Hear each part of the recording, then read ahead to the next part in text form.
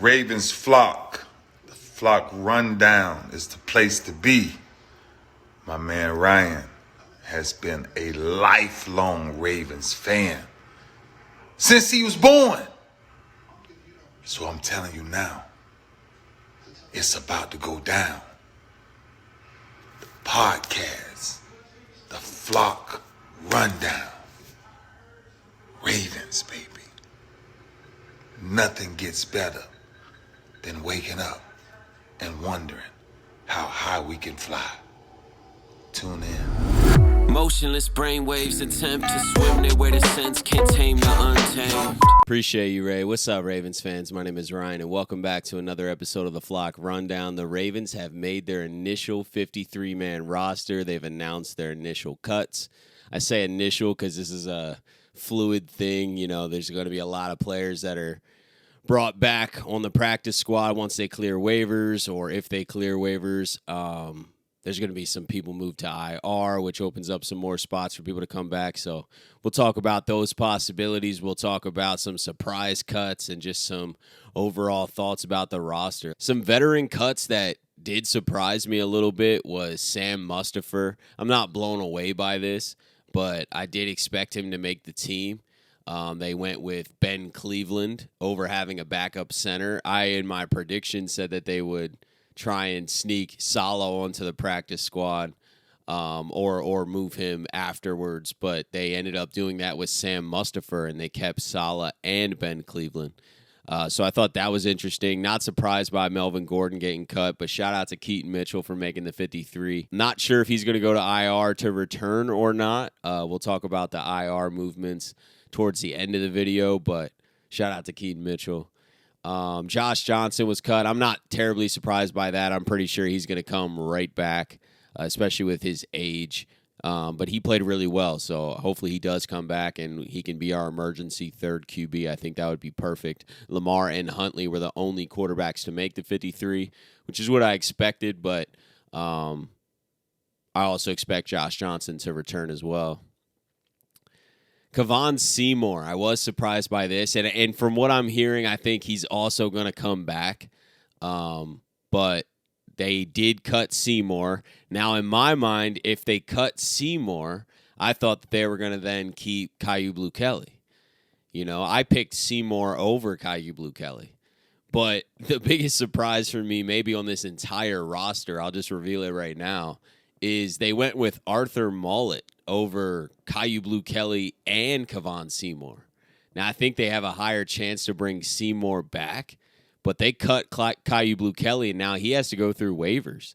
If there's a team that is really thin at corner and maybe they're not in win-now mode like we are immediately, I would take Kyu Blu Kelly and sign him to the active roster. I think Kyu Blu Kelly's going to have a hard time going through waivers.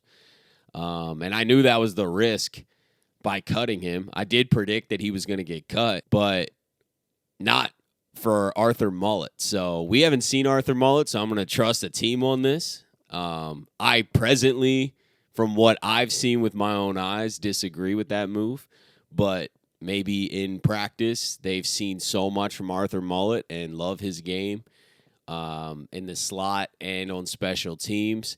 And he better be healthy enough, or if they plan to move him to IR, but I don't foresee that being the case from my understanding. I think that they plan on playing Arthur Maulet and that they're high on him. So I got to just trust the team in this regard because I haven't seen Arthur Maulet. He's been hurt. He's not even practicing. That's why I was so surprised by this. I thought he was kind of a for sure cut just because of his lack of availability. You know what I mean? And Seymour has been there and shown out and can contribute this season to our team. And I'm not saying Seymour won't come back. I'm pretty sure Seymour is going to come back. But to cut Seymour and Kyu Blu Kelly, I definitely was shocked. Laquan Treadwell, not very surprised by that. I think he'll head back to the practice squad. Daryl Worley, I'm not shocked by this. Maybe he has a chance to come back too. I'm not sure, but I'm not blown away by this. I did have him making the 53, but he was definitely one of the bubble guys for me, and I definitely, I understand not bringing him back. I just thought his versatility, his previous experience was enough. And it's not to say that he can't come back and be on the practice squad either. He's kind of been a journeyman his whole career and has been that for us. We've moved him up and down, back and forth between our roster and practice squad many times. So he's very, very familiar with this process, and so are we with Darryl Worley. And that could continue, or maybe he finds a spot somewhere else. I'm not sure, but would like to see him back on the practice squad. I do like his versatility, and he can play corner and safety. I know he said he's a full-time safety now, but he can go back and forth between both. So if he could come back, that'd be great. Brent Urban was also cut, but from my understanding, he's definitely coming back, making the 53. We've been kind of doing this handshake deal with Brent Urban for a few seasons now. So I would expect Brent Urban to be back very soon once we move some guys to IR. And then some of the younger guys, we touched on a few of them, but some of the younger guys that were waived and have to clear waivers because of their age that I was surprised about was definitely Caillou Blue Kelly. I know I picked him, so I shouldn't be that shocked, but a lot of people in my comments on my initial 53-man roster that was the one that disagreed with, and I get it. I totally get it. I was going out on a limb a little bit saying, hey, I think we're going to cut Caillou Blue Kelly because I don't think he's going to contribute to us in the short term. Our roster's built to win now, and that doesn't mean that our roster isn't also built for the future. I do think that we have a healthy balance. I really do, and that's like the perfect way to build the roster. But with our current cornerback health situation with Marlon Humphrey and just all the guys kind of dealing with small issues, I just felt like we needed to load up at corner with as many capable guys, immediate capable guys as we can. And Caillou Blue Kelly, if he were to be trusted to be thrown into the fire, week 2 against Joe Burrow, it's just not going to go well. So that's why I saw a route for him on our practice squad if he can get there. You know what I mean? With his age and being a 5th-round pick, I would not be shocked if another team just takes him. And obviously the Ravens are taking that gamble. They're willing to risk that. I think that they would like to keep Caillou Blue Kelly around, but he's got to clear waivers now, and then he's got to agree to come to the practice squad. Ben Mason, not shocked. Jeremiah Moon, he had a good preseason.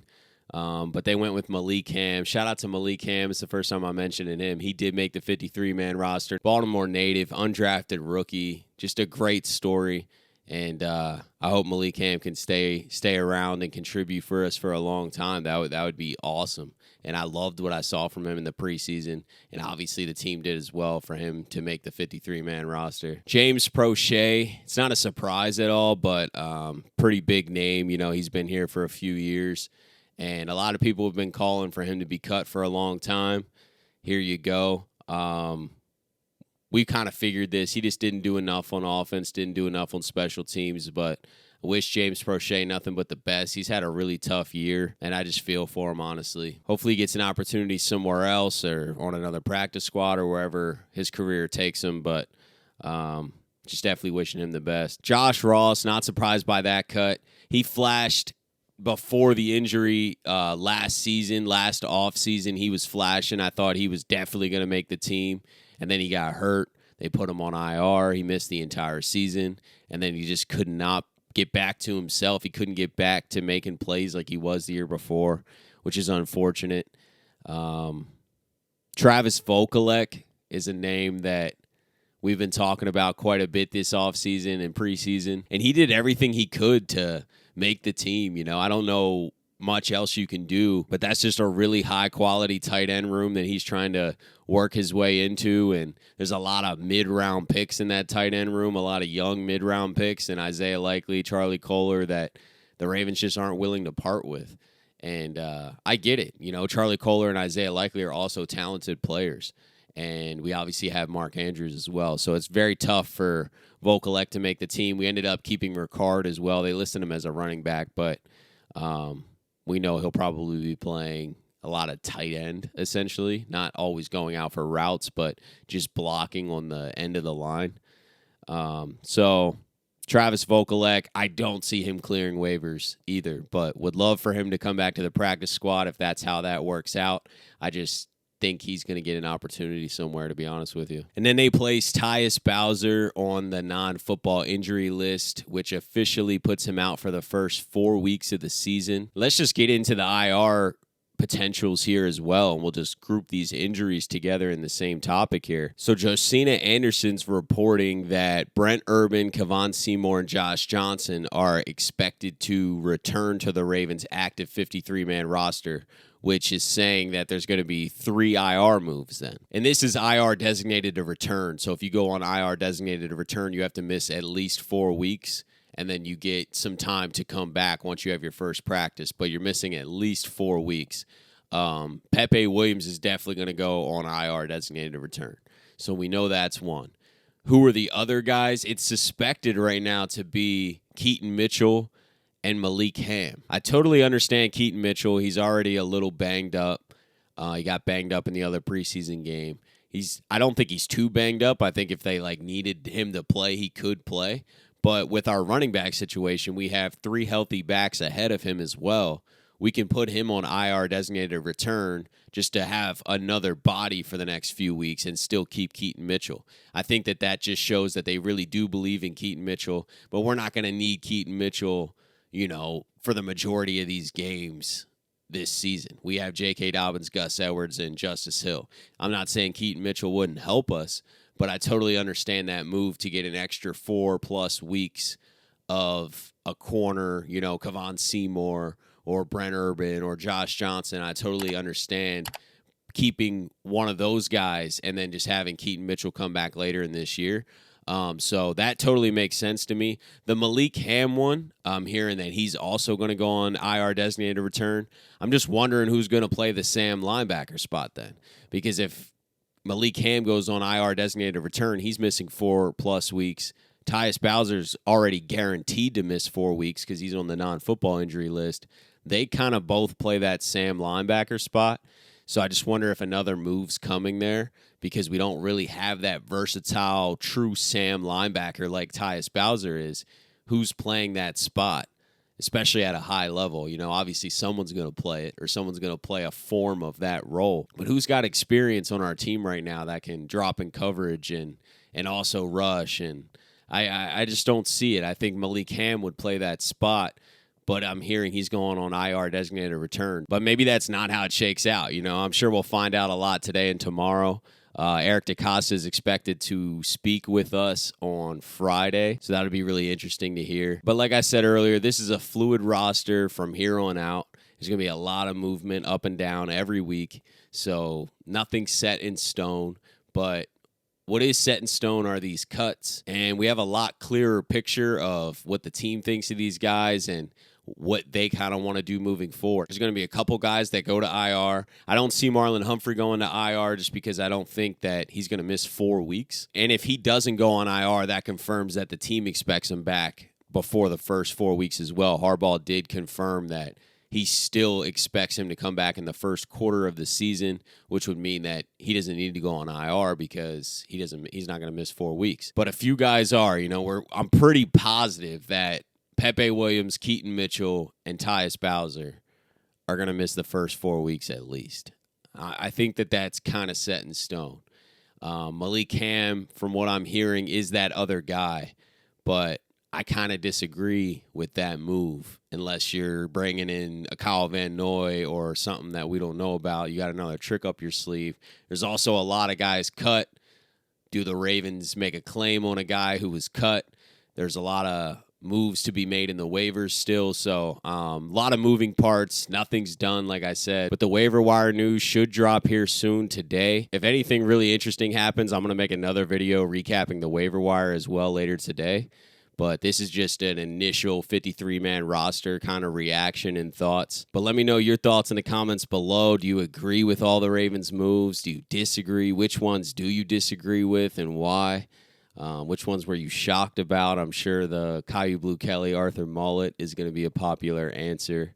But, yeah, let me know, guys. I appreciate, as always, you tuning into another episode of the Flock Rundown. Have a beautiful rest of your day, and I'll talk to you guys soon. Motionless brainwaves attempt to swim their way to sense, can't tame the untamed.